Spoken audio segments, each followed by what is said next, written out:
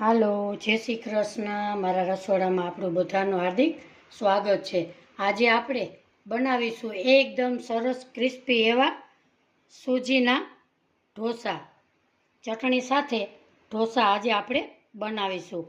આજની મારી રેસીપી ગમે તો એક લાઈક ને એક સબસ્ક્રાઈબ જરૂરથી કરજો.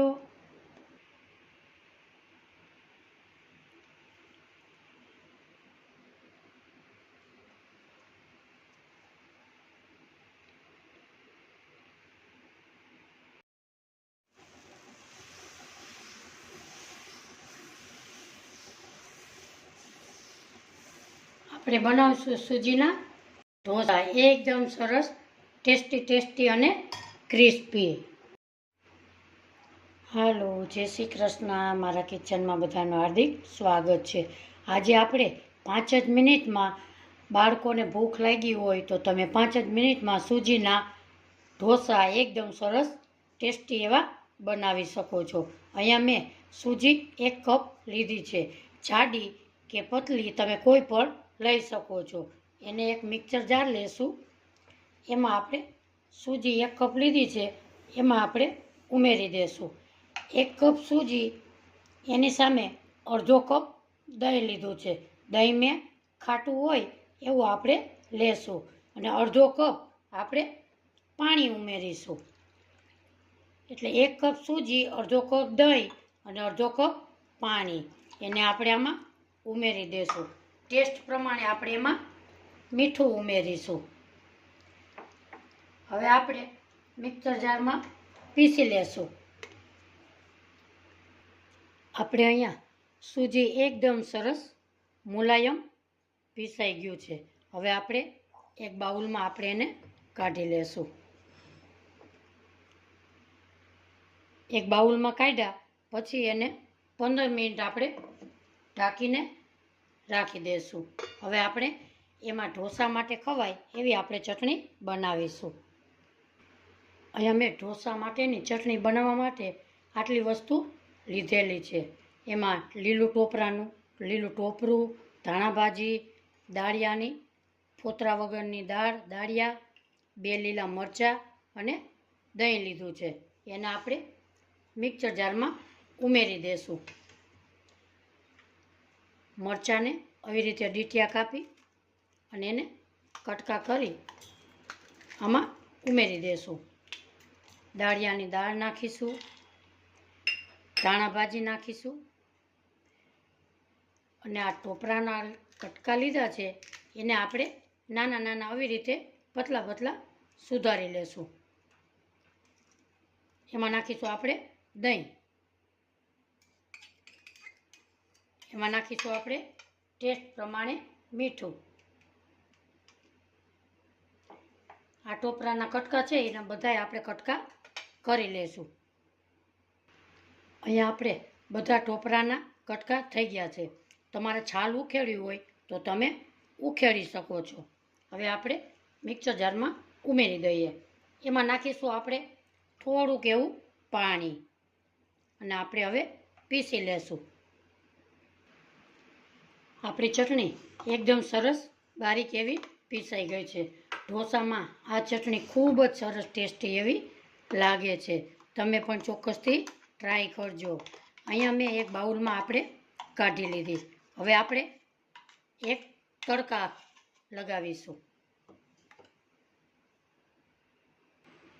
અહીંયા આપણે તેલ ગરમ કરી લીધેલું છે. એમાં નાખીશું આપણે 1 ચમચી રાઈ, મીઠા લીમડાના પાન. એને આપણે ચટણીમાં ઉમેરી દઈશું અને મિક્સ કરી લેશું. ઢોસા માટે આપણી ચટણી એકદમ સરસ બિલકુલ તૈયાર છે. ચટણીને આપણે સાઈડમાં રાખીશું. હવે આપણે ઢોસાનું બેટર છે એને 15 મિનિટ જેવું થઈ ગયું છે. આપણું બેટર એકદમ સરસ ફૂલી અને એકદમ સરસ તૈયાર થઈ ગયું છે. આપણે આવી રીતે બેટરને રાખીશું. હવે આપણે ઢોસાની તૈયારી કરીએ. આપણે ગેસ ઉપર એક તવો મૂકેલો છે. એની ઉપર ટીશ્યુ પેપરથી આવી રીતે આપણે સાફ કરી લેશું. તવાને થોડોક આપણે ગરમ થવા દેશું. હવે આપણે ઢોસાને ઉતારીશું. એમાં આપણે 2 ચમચા ખીરું ઉમેરીશું અને આવી રીતે ઢોસાને આપણે ગોળ ગોળ ફેરવતા જઈશું અને ઢોસો તૈયાર કરીશું. 2 મિનિટ ઢોસાને પકાવવા દેશું. હવે આપણે ઉપર થોડું થોડું તેલ નાખીશું ફરતી બાજુ.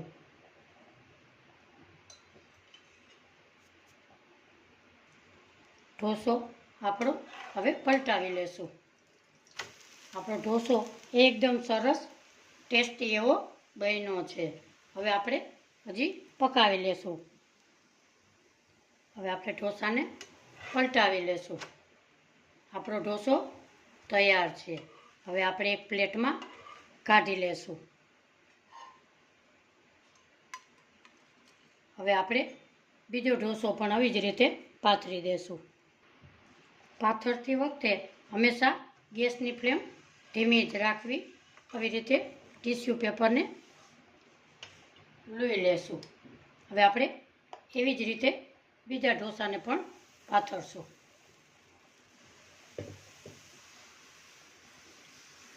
તમે બાળકોને સૂજીના ઢોસા નાસ્તા બોક્સમાં કે લંચમાં તમે જમાડી શકો છો.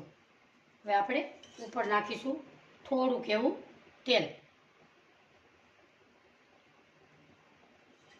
ક્રિસ્પી થાય ત્યાં સુધી આપણે પકાવી લેશું. 2 મિનિટ જેવું થઈ ગયું છે. આપણે ઢોસાને તૈયાર થઈ ગયો છે.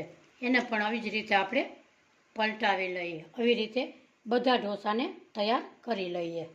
આપણા રવાના ઢોસા તૈયાર છે. હવે આપણે સર્વ કરી લઈએ. હવે આપણે આપણા ઢોસા સરસ તૈયાર છે. આપણે હવે સર્વ કરી લઈએ. અને આજની મારી રેસીપી તમને ગમે તો લાઈક શેર ને સબસ્ક્રાઈબ જરૂરથી કરજો. કોમેન્ટ બોક્સમાં જરૂરથી જણાવજો આજની મારી રેસીપી તમને કેવી લાગી. ફરી મળીશું એક નવી રેસીપી સાથે. ત્યાં સુધી બધાને મારા જય શ્રી કૃષ્ણ.